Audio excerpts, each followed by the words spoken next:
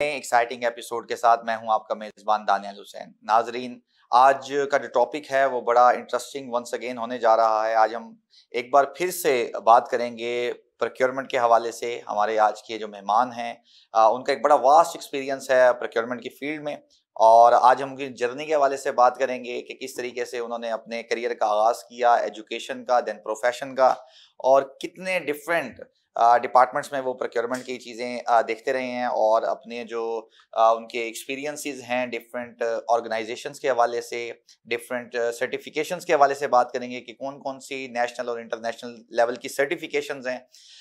इस हवाले से हम आज अपने मेहमान से बात करेंगे ताकि हमारे जो यंगस्टर्स हैं, हमारी जो यंग जनरेशन है, जो हमारे आने वाले बच्चे हैं, उनको हम गाइड कर सकें, उनको हम बता सकें कि अगर वो इस फील्ड में आना चाह रहे हैं तो किस तरीके से, किन चीज़ों पे चल के वो बेहतर मुस्तकबिल अपना और अपना जो करियर है उसको बेहतर बना सकते हैं। हमारे साथ आज स्टूडियो में मौजूद हैं जनाब इमरान खालिक साहब। वेलकम करते हैं आपको अपने शो में। Thank you so much. आपको बड़े शॉर्ट नोटिस पे आज मुझे बुलाना पड़ा, और आपने आपको ऑफिस से यहाँ जल्दी जल्दी आना पड़ा, उसके लिए स्पेशल थैंक्स। कोई बात नहीं दानियाल, आप भाई हैं, इसमें क्या बात हुई है। आज जब आप ऑर्डर किया करेंगे हम हाजिर हो जाएंगे, इसमें कौन सी बात है। जज़ाकल्लाह इमरान साहब। अच्छा, मैं बताते चलूँ व्यूअर्स, इस वक्त इमरान साहब जो हैं वो प्रोक्योरमेंट को देख रहे हैं इंडस नेटवर्क, इंडस हॉस्पिटल, जो कि एक बहुत बड़ा नेटवर्क है ओवरऑल पाकिस्तान में। और इसके अलावा इनकी जो बाकी करियर है उस हवाले से हम इन्हीं से पूछेंगे। इमरान भाई, सबसे पहले बताइएगा कि किस तरीके से आपका इस फील्ड में आना हुआ। पहले से सोचा हुआ था कि यार प्रोक्योरमेंट में जाना है, या बस बाय चांस इस तरह की अपॉर्चुनिटीज मिली कि आप इस फील्ड में आ गए? नहीं, बेसिकली इस इंडस्ट्री के बारे में तो सोचा हुआ नहीं था। मेरा जो पैशन था वो बेसिकली टीचिंग से रिलेटेड था, और मैंने इंडस्ट्री ज्वाइन करने से पहले मैंने टीचिंग की है काफ़ी जगह पे। मैंने कॉलेजेस में, यूनिवर्सिटीज़ में एज अ विजिटिंग लेक्चरर के तौर पे कौन सा टॉपिक था आपका, मतलब कोर सब्जेक्ट कौन सा था जो? मेरा अकाउंटिंग। अच्छा, अकाउंटिंग बेसिकली न्यूमेरिकल, जो कास्ट अकाउंटिंग होगी, फाइनेंशियल अकाउंटिंग, एडवांस अकाउंटिंग, ये मेरे बहुत फेवरेट सब्जेक्ट होते हैं। न्यूमेरिकल जैसे मैथ्स स्टैट हमारी कॉमर्स फील्ड में होती है, वो मेरा था। बेसिकली मैंने मास्टर इन कॉमर्स किया। टीचिंग के बाद मैंने जस्ट एक इंटर्नशिप के तौर पे एक इंडस्ट्री ज्वाइन की थी, एक टाइम बीइंग, आप जानते हैं महमूद ग्रुप ऑफ इंडस्ट्री में। Yes. तो बस वहाँ से मैं अकाउंट्स का एक इंटर्नी था, वो ट्रेनिंग पे था। बस वो बीच में ऐसा हुआ कि मुझे ट्रांसफ़र कर दिया वहाँ पे प्रोक्योरमेंट डिपार्टमेंट में।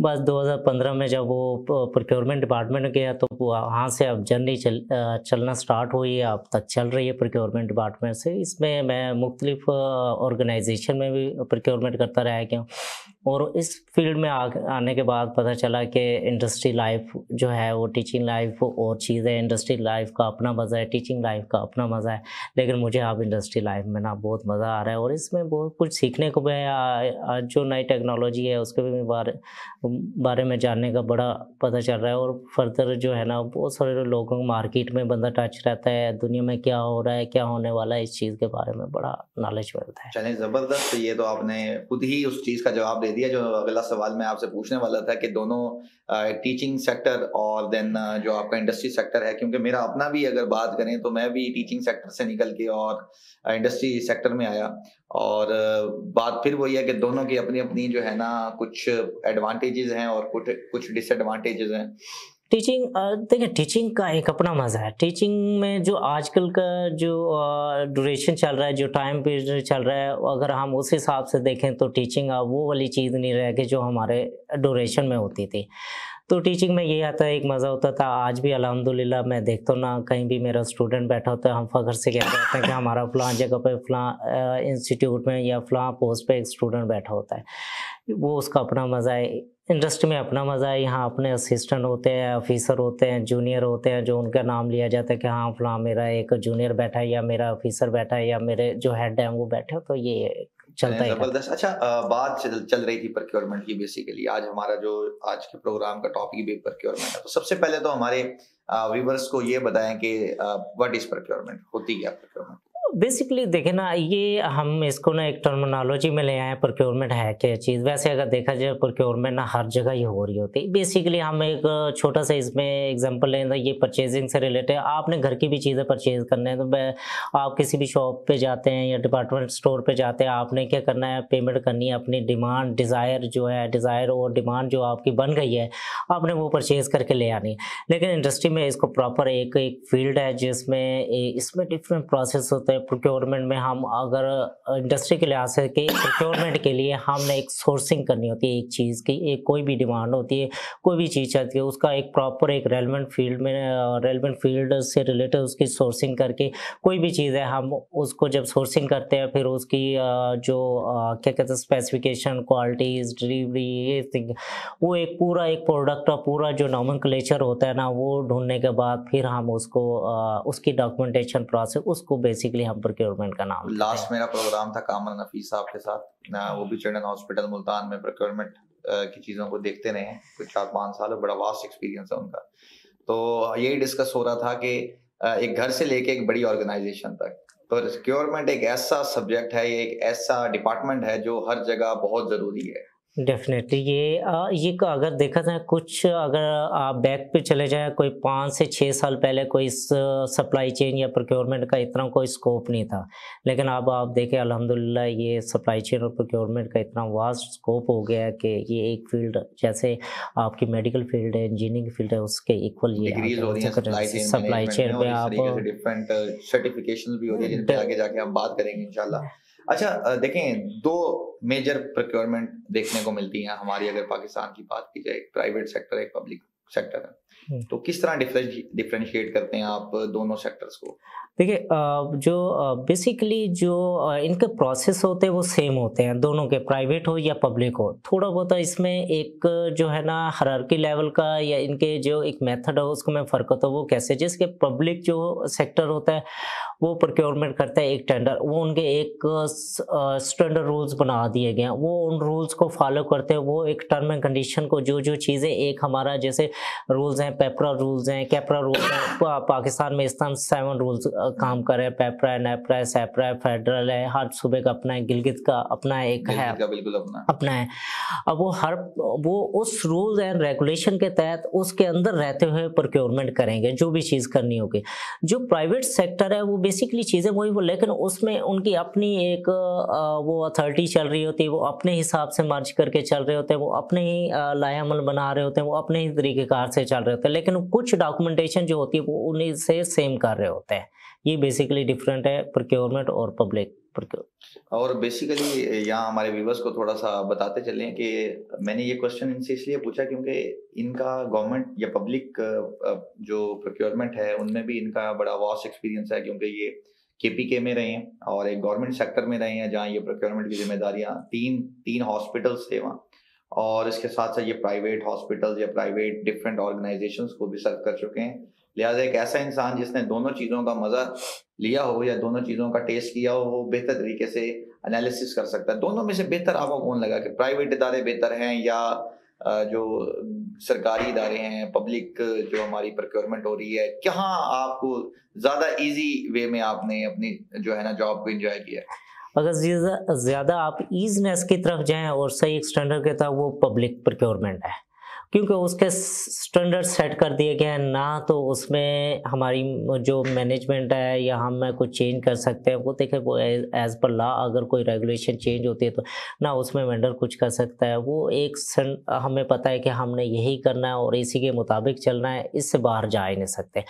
प्राइवेट में है कि वो हम अपनी मर्जी से कुछ ना कुछ अमेंडमेंट्स कर रहे होते हैं। कुछ फॉर एग्जांपल अगर आप प्रोक्योरमेंट में एक जनरल हम कैटेगरी कर लेते हैं, कोई सी एक इक्विपमेंट की बात कर लेते हैं, आपने जब पब्लिक के अंदर ये इक्विपमेंट खरीद रहे हैं तो आपने जेनेरिक पे जाना है। आपने इसके अंदर कोई आप उसका स्पेसिफाई ओरिजिन इस तरीके से कुछ यूजर की जो है वो विश नहीं, सिर्फ एक बंदे की ख्वाहिश पूरी हो, नहीं कभी भी नहीं हो, क्योंकि वो जेनेरिक पे जाएगा। और उसमें ये है कि जब जेनेरिक पे चलेगा तो उसमें डिफरेंट जो वेंडर्स डिफरेंट कंपनीज होती है वो अपनी स्पेसिफिकेशन देती है, तो वो जेनेरिकली जो हमारी जो स्पेसिफिकेशन जो होती है, अच्छा वो उसमें ये भी होता है कि कि अगर जब आप स्पेसिफिकेशन देते हैं, जब वो टेंडर फ्लोट होता है तो डेफिनेटली जब वो मार्केट की तरफ जाता है, वो डिफरेंट वेंडर जब देखते हैं तो वो उसके लिए वो बकायदा इसकी क्यूरीज करते हैं कि अगर आपने कुछ भी ऐसी चीज़ बीच में कुछ भी एक पॉइंट डाल दिया तो वो कहेंगे नहीं ये तो आपके जो है ना रूल्स के खिलाफ है, ये आप कर ही नहीं सकते। वो डेफिनेटली वो अगर आप उनकी बात को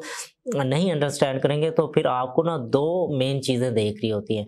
एक तो जिस आप एरिया में जैसे कि डिस्ट्रिक्ट में होता है, एक उसका रूल पेपरा, जैसे हम पंजाब में बैठे पेपरा रूल देख रहा होगा, और मेनली जो होगा इसके ऊपर एक और चीज़ है। हमारा एक इंस्टीट्यूट है इंटरनेशनल ट्रांसपेरेंसी ऑफ पाकिस्तान, उसका हेड ऑफिस कराची में, वो भी नीली इन टेंडर्स को देख रहा होता है कि आपने कोई भी चीज़ छोड़ी, अगर फॉर एग्जांपल इसमें अगर कंपनी कोई मिस कर देती है तो कैपरा नेपरा सेपरा अगर और ट्रांसपेरेंसी इंटरनेशनल को पता चल गया तो उन्होंने फर्दर आपको लेटर लिख देना है। उन्होंने कहना है कि यह आपने गलत किया है तो लिहाजा इसको सही करें, इसका कोरिजेंडम यानी कि इसकी डेट एक्सटेंड करें, इस क्लास को ख़त्म करें या इस क्लास को अमेंडमेंट करें, फिर आगे की तरफ लेके चलें।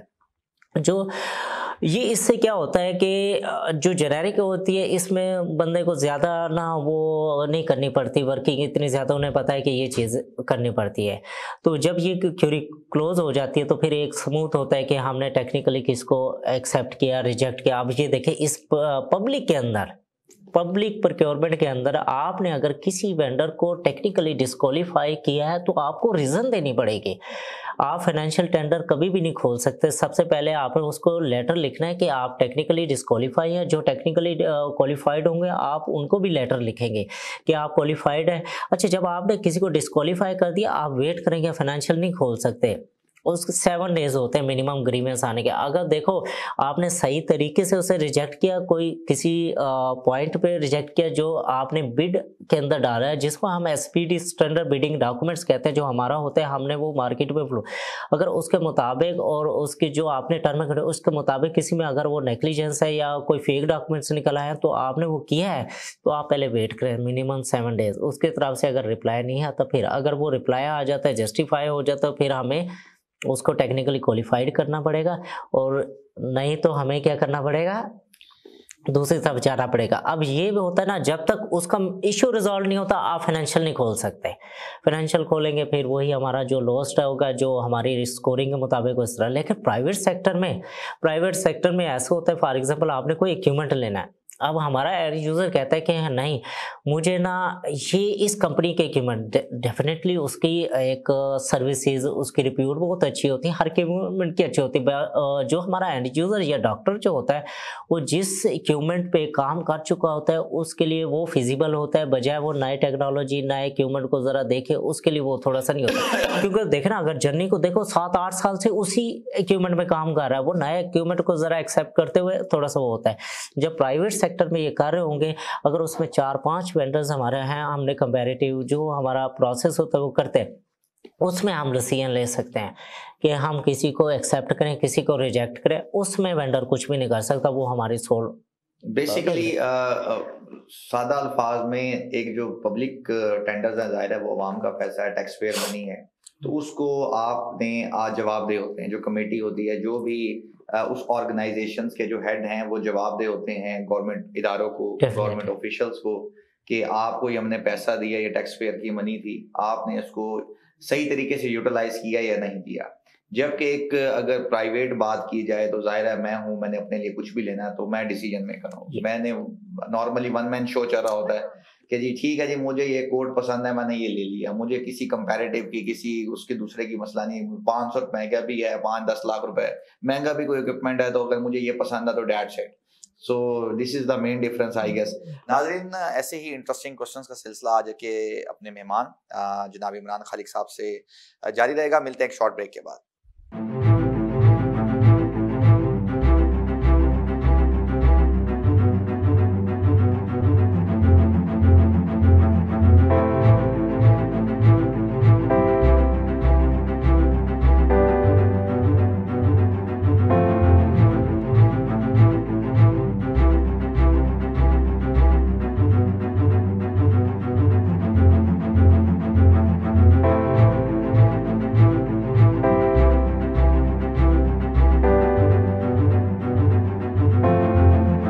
नाज़रीन, वेलकम बैक। नाज़रीन, इस वक्त हमारे साथ स्टूडियो में मौजूद हैं जनाब इमरान खालिक साहब, जिनका एक बड़ा वास्ट एक्सपीरियंस है प्रोक्योरमेंट की फील्ड से। इमरान भाई, एक हमारा सेगमेंट होता है जिसमें हम कुछ लाइट क्वेश्चंस करते हैं अपने मेहमान से, तो फुली आपसे भी वो उस तरह के कुछ क्वेश्चंस करेंगे। खाने में क्या पसंद करते हैं? वैसे आपकी सेहत से लगता नहीं आप ज्यादा खाते होंगे, लेकिन फिर भी चलें, जिंदा रहने के लिए इंसान को खाना तो होता है, या ये खाना आपको लगता नहीं है उस तरीके से? नहीं, ऐसी बात नहीं है, मैं खाना लाइक तो करता हूँ लेकिन मैं इतना खाता नहीं है लाइट ज्यादा। देसी फूड या नहीं, देसी जंक तो फूड? जंक फूड में पहले था, लेकिन आप थोड़ा सा लाइट, यानी कि इस तरह समझे विदाउट ऑयल या चिकन और बीफ से थोड़ा सा अवॉइड करता हूँ। बाकी जो बना हो रहा है वो। फ्री टाइम में क्या करना पसंद करते हैं? फ्री टाइम में ज़्यादातर जो मेरी मसरूफियत रहती है वो किसी सेमिनार की तलाश में रहते हैं, कोई प्रोक्योरमेंट का चल रहा हो या कोई इस तरह सर्टिफिकेशंस हो रही होती हैं, हमारी क्लासेस चल रही होती हैं, किसी न किसी के साथ कन्वर्सेशन। आजकल मेनली जो काम मैं कर रहा हूँ फ्री टाइम में, कोई प्रोजेक्ट आ रहे होते हैं उसमें कंसल्टेंसी शो कर रहा होता हूँ कि कोई भी नया प्रोजेक्ट बनना है तो उसमें कंसल्टेंट एज अ प्रोक्योरमेंट, उसमें फॉर एग्जांपल अगर हेल्थ सेक्टर में लें तो हॉस्पिटल में क्या क्या चीज़ें होती है, सिस्टम क्या चीज़ चल रही होती है, ये वाली चीज़ें आजकल मैं ज़्यादा। ये भी नेक्स्ट क्वेश्चन मेरा होगा बिल्कुल, लेकिन उससे पहले मुझे कोई एक ऐसा शेर, खान भाई, जो आप हमारे व्यूअर्स को सुनाना चाहेंगे, कोई ऐसी कोटेशन जो आपकी फेवरेट हो गई, यार ये जो अक्सर बंदा बैठा होता है ना फ्री टाइम में, चलो जी दोस्तों यारों को सुना देता है? नहीं, ऐसे तो नहीं। राउंड अबाउट आप 2014 अगर जब यूनिवर्सिटी लाइफ में थे तो तब एक होता था एक शेर, मेरे ख्याल में, मैं कोशिश करता हूँ अगर याद आ जाए तो आपको सुना दूँ, वो मुझे बहुत अच्छा लगता था। वो ऐसा था कि कहते हैं कहाँ से लाएं हम एक, को कहते हैं कहाँ से लाएं हम एक नया दिल हर रोज़, तोड़ने वालों ने तो तमाशा बना रखा। ओए होए, कहाँ से लाए हम रोज एक नया दिल और तोड़ने वालों ने तो तमाशा बना रखा है। वाह जी वाह, जबरदस्त।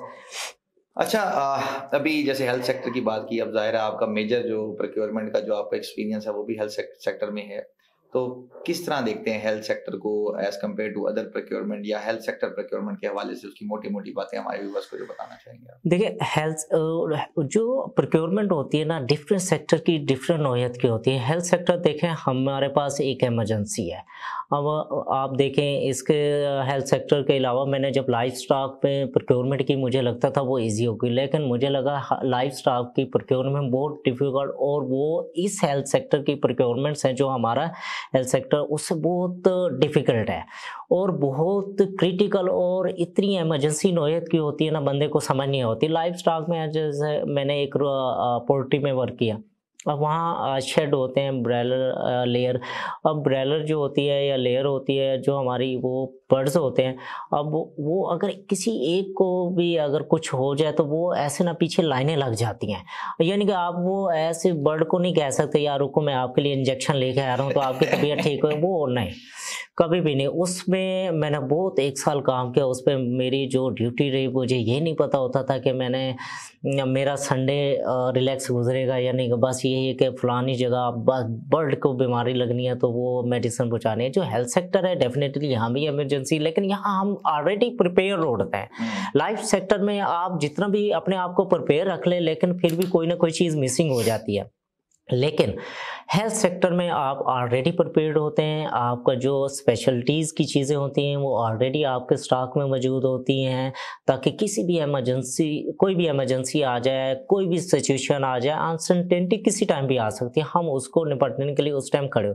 फिर भी अगर कोई भी चीज़ मिसिंग होती है तो इतना ज़्यादा नहीं होता, बंदा मार्केट से भाग के ले ले, लेकिन ये ना कभी कभार होती है, यानी कि आप ऐसे समय अगर बहुत ज़्यादा ही अगर रूटीनली कर लें, हफ्ते में 1 दफ़ा 2 दफ़ा, लेकिन पोल्ट्री फार्म में तो ये नहीं है, वो कभी भी नहीं पता चलता किस टाइम कौन सी प्रोक्योरमेंट आ जाए, और स्टॉक पड़ा भी होगा लेकिन फिर भी पता नहीं कौन सी मेडिसिन, खुद बता भी नहीं सकती कि मुझे इधर दर्द हो रहा है ना उसके वो फिर। अच्छा, इसमें ये भी है ना, वो अगर बीमारी जब आती है ना, वो पूरे के शेड खाली हो जाते हैं और बहुत उसमें नुकसान हो जाता है। उसमें बहुत प्रोएक्टिव रहना पड़ता है कि क्या हो गया क्या नहीं हो। बंदा सोया भी पड़ा है ना, रात को 12 बजे कॉल आई है, आपको दूसरे बंदे का ऑफिस खुलवाना है, शॉप खुलवानी है, आपने वो मेडिसिन पहुँचानी है, कुछ भी होता, जैसे कि उसमें हॉलीडेज हमारी आती थी, ईद की आती थी, ईद पे भी हमें सुकून नहीं होता। लेकिन हेल्थ सेक्टर में ये होता है कि किसी भी टाइम इमरजेंसी आ जाती है, लेकिन हम जो है प्रिपेयर्ड ना होते हैं, वेल प्रिपेयर भी होते हैं, और उस पेशेंट को आने से पहले या कोई पेशेंट को प्रोसीजर चल रहा होता है, meanwhile with in 1 to 2 hours हमारा बंदा मार्केट से वो चीज़ अरेंज करके ले आ जाता है। और जो देखा जाए ना, जो हेल्थ सेक्टर की प्रोक्योरमेंट में उसका अपना मज़ा है, बहुत सारी चीज़ें उसमें सीखने को मिलती है। बंदा ना वहाँ उसकी प्रोक्योरमेंट करते हुए चीज़ों के कंज्यूमेबल मेडिसिन, बंदा वैसे ही आधा डॉक्टर खुद बन जाता है, अपना इलाज भी खुद कर सकता है। चलें, ज़बरदस्त। अच्छा, अभी बात हो रही थी फ्री टाइम में, जैसे आपने बताया कि आप डिफरेंट कॉन्फ्रेंसेस वगैरह अटेंड कर रहे होते हैं या सर्टिफिकेशंस कर रहे होते हैं। तो आजकल जैसे आजकल का जो दौर है, ज़ाहिर है डिग्री इज़ नॉट इनफ, और आपकी जो प्रोफेशनल ग्रूमिंग है या इस तरह की जो चीज़ें हैं वो बड़ी ज़रूरी है। वक्त के साथ साथ आपको अपडेट होना होता है एज पर मार्केट डिमांड्स। तो कौन कौन सी सर्टिफिकेशन हैं जो आप आने वाले बच्चों को रिकमेंड करते हैं कि प्रोक्योरमेंट में ये जो सर्टिफिकेशन हैं ये बहुत ज़रूरी हैं, ये जिनका फ़ायदा हो सकता है बच्चों को?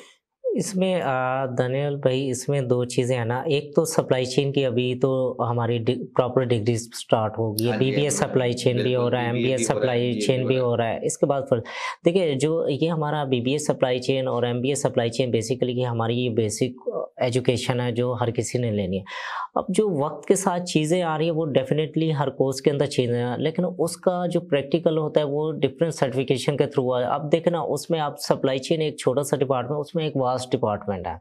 उसमें शिपिंग है, प्रोडक्शन है, इन से लेके आउट तक जितना इन्वेंटरी मैनेजमेंट भी किसी हद तक उसमें आ स्टोर, जाती है। वही मैं एलसी है, एलसी, ये इंपोर्ट्स सारा है। कुछ, यानी कि इन से लेके आउट तक आपका जितना भी प्रोसेस होता है ये। अब इसके लिए ना डिफरेंट सर्टिफिकेशन है, जैसे कि फॉर एग्जांपल आप देखें ना, सप्लाई चेन में जो है ना सर्टिफिकेशन है प्रोक्योरमेंट एंड कॉन्ट्रैक्ट मैनेजमेंट। अब देखें ना, प्रोक्योरमेंट तो करनी है, कॉन्ट्रैक्ट क्या चीज़ होती है। आप देखें डिफरेंट, जो आप सर्विस लेवल पे एग्रीमेंट कर रहे हैं, सर्विसेज के एग्रीमेंट कर रहे होते हैं, वो कॉन्ट्रैक्ट मैनेजमेंट, या आपने कोई नया प्रोजेक्ट लॉन्च करना है उसका एक कॉन्ट्रैक्ट करते हैं, तो ये भी उसकी एक सर्टिफिकेशन है। इसके साथ आप देखना, शिपिंग की जब बात हुई थी उसमें भी शिपिंग के एक वो सर्टिफिकेशन है। इसमें सर्टिफिकेशन है transportation, logistic and shipping. Yes. अच्छा, अब मेन आप देख रहे हैं प्रोक्योरमेंट के अंदर एक नई सर्टिफिकेशन के एडिशन आई है, मैं आपको बताता हूँ, पिक पैक एंड शिप। देखें, अब ये छोटा सा एक काम है कि हमने चीज़ प्रोडक्शन होगी, उसको ना पिक उठाना है, फिर पैक करना है, फिर हमने उसे भेज देना। देखें, ये चीज़ तो इजी है, हर कोई कर रहा था, जिसने सर्टिफिकेशन नहीं की तो वो भी कर रहा है ना। आप देखें डिफरेंट ऑर्गेनाइजेशन के अंदर कोई भी हो रहा है, टेक्सटाइल सेक्टर में देखें, फूड सेक्टर में देखें, लेकिन इसकी भी एक सर्टिफिकेशन है। लेकिन जब आप ये चीज़ आपको बताया जाए ना कि आप ये वाली सर्टिफिकेट, आप कहेंगे ये सारा काम तो मैं कर रहा हूँ, अगर मैं जनरली आपको बताया जैसे, लेकिन जब आप इसकी सर्टिफिकेशन करने के जाएंगे तो आपको पता चलेगा नहीं भाई, पिक करने की भी प्रोसेस है, शिप करने की भी प्रोसेस है, पैक करने की भी प्रोसेस है, आप पिक करना है क्या इन्वेंट्री। आप देखें ना, वो इन्वेंट्री क्या वर्क इन प्रोसेस में चल रही है। अभी देखें ना, वो एक एटम जो होता है फिनिश वुड तक पहुंचा है, या वो बीच में, या आपने प्रोसेस के अभी वो उसके 2-3 स्टेप रहते हैं, आपने उठा दिए। अभी इसमें देखें ना, एक हमारी जो पाकिस्तान में इस तरह सबसे ज़्यादा जो इन चल रही है वो सिस्कॉम चल रही है, certification in supply chain and operation management. ये भी एक प्रोक्योरमेंट और ऑपरेशन से उन्होंने लेते कि प्रोक्योरमेंट तो आप सीख ही रहे थे, साथ में ऑपरेशन में क्या होता है ये भी चीज़ उन्होंने एक ऐड कर दी है। अभी देखे ना, उसमें हेल्थ सेक्टर के लिए तो उन्होंने हॉस्पिटल मैनेजमेंट की भी सर्टिफिकेशन उन्होंने प्रोक्योरमेंट के अंदर। आप देखे ना, जो हमारे इधर पाकिस्तान में काफ़ी, पाकिस्तान इंस्टीट्यूट ऑफ मैनेजमेंट हमारी वो प्रोक्योरमेंट की सर्टिफिकेशन करा रही है, सप्लाई चेन मैनेजमेंट है, इफेक्टिव परचेज मैनेजमेंट है, diploma in inventory and retail management है, सर्टिफाइड सप्लाई चेन प्रोफेशनल है, और भी बहुत सारी। अगर मैं आपको नाम बताऊंगा, कम से कम मैंने भी कोई 10-12 तो मैंने भी कर रखे हैं। फर्दर में भी आगे तलाश में रहता है, कोई नई आ रही है तो डेफिनेटली हम उसमें जाएं। इसके अलावा अगर देखें, प्रोक्योरमेंट इनकी ट्रेनिंग्स हो रही होती हैं, मुख्तलिफ इंस्टीट्यूट करा रहे होते हैं। मुल्तान में तो अभी इस तरह का ऐसा ट्रेंड नहीं है, लेकिन लाहौर, इस्लामाबाद, कराची में ये बहुत चल रहा होता है। इवन कि आप देखें डिफरेंट ऑर्गेनाइजेशन बाहर से बंदे को हायर करते हैं, आए हमारे बंदे को प्रोक्योरमेंट स्टोर जो हमारा material material management department, supply chain के अंदर एक मटेरियल मैनेजमेंट डिपार्टमेंट जो स्टोर और प्रोक्योरमेंट कहलाता है, बाहर से बंदों को बुला के यहाँ से ट्रेनिंग दी जाती है। अभी तो एक लेटेस्ट हमारी वो आई है, अमेंडमेंट आई है लॉज के अंदर, जो हेल्थ सेक्टर में काम करें या हेल्थ सेक्टर के अलावा जो पब्लिक सेक्टर में बैठे हैं, ई प्रोक्योरमेंट आ गया। अब आप मैन्युअली नहीं कर सकते, अब जो है ना आप सारा कुछ ऑनलाइन करेंगे, आप स्पेसिफिकेशन भी ऑनलाइन अपलोड करेंगे, वेंडर भी ऑनलाइन उसको जो वो सबमिट करेंगे, ऑनलाइन ही ओपनिंग होगी, ऑनलाइन ही एक्सेप्ट रिजेक्ट होगा, ऑनलाइन ही सारा कुछ होगा। ये एक नई टेक्नोलॉजी में जो नए लोग इसमें इंडल्ज हो रहे हैं इसमें प्रोक्योरमेंट में, मैं चाहूँगा कि वो अपनी बेसिक क्वालिफिकेशन के साथ ये सर्टिफिकेशन लाजमी करें, क्योंकि बेसिक तो हो जाती है, सर्टिफिकेशन वो चीज़ होती है जहाँ लोग बहुत प्रोफेशनल लोग बैठे होते हैं, जहाँ 10 लोग अगर बैठे हो 10 इंडस्ट्री से हो रहे थे, वो उन्हें 10 इंडस्ट्री का एक नॉलेज भी मिलता है और नई टेक्नोलॉजी उसमें बताई जाती है कि आने वाले वक्तों में क्या हो रहा है और हम क्या करने जा रहे हैं। जब आप सर्टिफिकेशन करने जाएंगे ना, आपने चाहे जितनी भी एजुकेशन की हुई है, सर्टिफिकेशन की हुई, जब आप नई सर्टिफिकेशन में जाएंगे तो आपको पता चलेगा अभी तो हमने कुछ किया ही नहीं है, यानी कि आप प्रोक्योरमेंट हमारा इतना वास्ट फील्ड में चला गया। बेसिकली इमरान साहब ने भी बहुत सारी सर्टिफिकेशंस की हुई हैं, इसलिए मैंने ये क्वेश्चन इनसे किया, क्योंकि जो हमारे यंग लोग आ रहे हैं, देखें इस वक्त बीबीए सप्लाई चेन या एमबीए सप्लाई चेन तो मार्केट में बहुत सारे अवेलेबल होंगे, लेकिन इसकी एग्जांपल इसी तरह की है कि आपने घर बनाया और घर में कॉस्मेटिक्स ऐड करना is just like a certification, कि घर बन गया, आपकी डिग्री कंप्लीट हो गई, या आपका बीबीए हो गया या आपका एमबीए हो गया, और उसके अंदर से कितने खूबसूरत आपने कर्टेंस लगवाने हैं, सीलिंग किस तरह की करवानी है, लाइटिंग किस तरह की होनी चाहिए, किस तरह के आपने लकड़ी का काम करवाना है, these are the certifications on your educational जो आपका परफॉर्मा है या आपकी जो प्रोफाइल है। तो आज के दौर में ये बड़ी इंपॉर्टेंट है, और ख़ास तौर पे ऐसी सर्टिफिकेशन से आपका जो इंटरनेशनल एक्सपोजर है, ख़ास तौर पे अगर आपने बाहर जॉब्स के लिए अप्लाई करना है, क्योंकि इनकी जो वेरिफिकेशन है, जो वैलिडेशन होता है, वो इंटरनेशनली रिकॉग्नाइज होती है मोस्ट ऑफ द सर्टिफिकेशंस, तो उसके लिए बहुत ज़रूरी है। और ये बड़ा एक अच्छा पॉइंट हाईलाइट किया इमरान साहब ने कि हमें जो हमारे यंगस्टर्स हैं जो इस फील्ड में आना चाह रहे हैं, वो इस तरह की जो सर्टिफिकेशन हैं उनको लाजमी करें। नाज़रीन, मुझे उम्मीद है कि आज के इस प्रोग्राम से आपको और जो हमारे यंगस्टर्स आ रहे हैं ख़ास तौर पे इस फील्ड में, वो काफ़ी फ़ायदा होगा उनका, और इसी तरीके से हम इंशाल्लाह कोशिश करेंगे कि इसी तरह के एक्सपर्ट्स लोगों को दोबारा भी अपने प्रोग्राम में इनवाइट करते रहें, और डिफरेंट फील्ड में हम आप लोगों को गाइड करने की जो हमने एक बेड़ा उठाया, हम इसकी भरपूर कोशिश करेंगे कि इसको बेहतर तरीके से सर अंजाम देख सकें। इसी तरीके से आज के इस प्रोग्राम को मैं वाइंड अप करूँगा। अपना ख्याल रखिएगा और देखते रहिए मास्टर क्लास कन्वर्सेशंस। एक नए प्रोग्राम में एक नए एक्साइटिंग गेस्ट के साथ फिर हाजिर होऊंगा, तब तक के लिए अल्लाह हाफिज़।